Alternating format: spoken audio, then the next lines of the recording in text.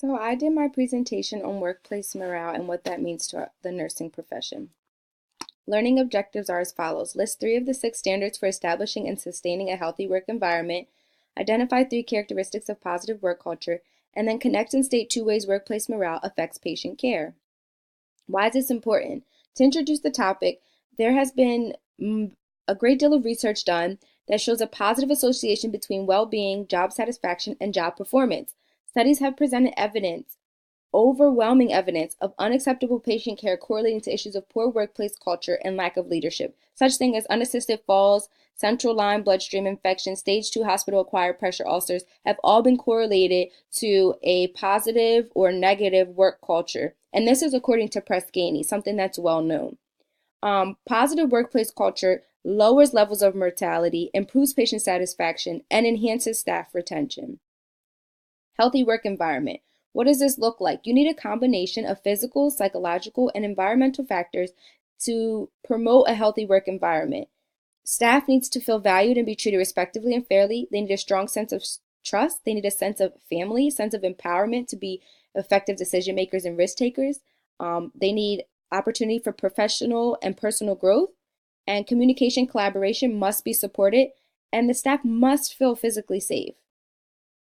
Maslow's hierarchy of needs. What does this matter? How does this relate to workplace morale? Well, it does. Maslow's hierarchy of needs doesn't just relate to Psych 101. A staff member's basic needs, such as fair compensation, benefits, adequate rest, meal breaks, and tools and resources to do their job, helps meet their basic needs. Then they can move up the pyramid. So meeting these needs leads to a basic satisfaction, but it doesn't meet our ultimate goal of engagement. So an organization must strive for emotional involvement and inspire their employees. To reach the top of the pyramid, the organization has to create environments of work excellence. So what are the statistics? What does this mean to nursing? So it has been found that inspired employees at their highest level are unstoppable with a 225% productivity level, compared to their counterparts, the dissatisfied employees, who are only functioning at 71% productivity, and they spend approximately 1/3 of their time being non-productive. That affects the entire organization. It affects patient care and outcomes. So productivity and a positive work environment relates to all aspects of healthcare. Improving workplace morale. 6 standards for establishing and sustaining a healthy work environment have been identified, and I found these 6 standards in multiple articles I researched. So the key components are skill communication, true collaboration, effective decision making, appropriate staff, meaningful recognition, and authentic leadership to uphold these standards. And 6 characteristics have been identified when there is a positive work culture. There's a sense of caring. There's support, which includes kindness. There's an avoidance of blame. There's inspiring of one another. There's emphasizing on meaning of the mission, of the goals. And then, most basic, you're treating each other with respect. Well-being and mental health. The act of displaying kindness and concern for another person as a nurturing way to relate to others is caring. So, without love and respect for yourself, a nurse is unlikely to be capable of providing compassionate, understanding care for patients.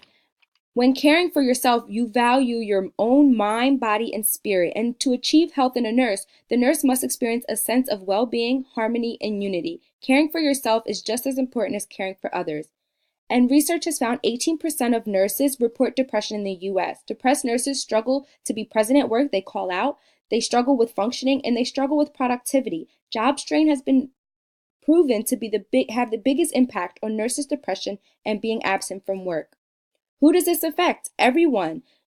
In healthcare, you're going to have nurses burnt out, have compassion fatigue, which leads to an issue with retention, turnover. People are quitting, leaving the profession. That leads to short staffing, increasing strain, increasing depression, and increased costs. It's very expensive to lose a nurse in an organization. It's very expensive when patient outcomes are poor.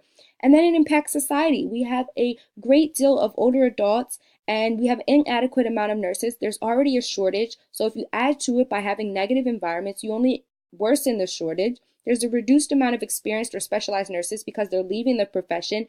And then that directly affects anyone's satisfaction when they come in to interact with a healthcare team.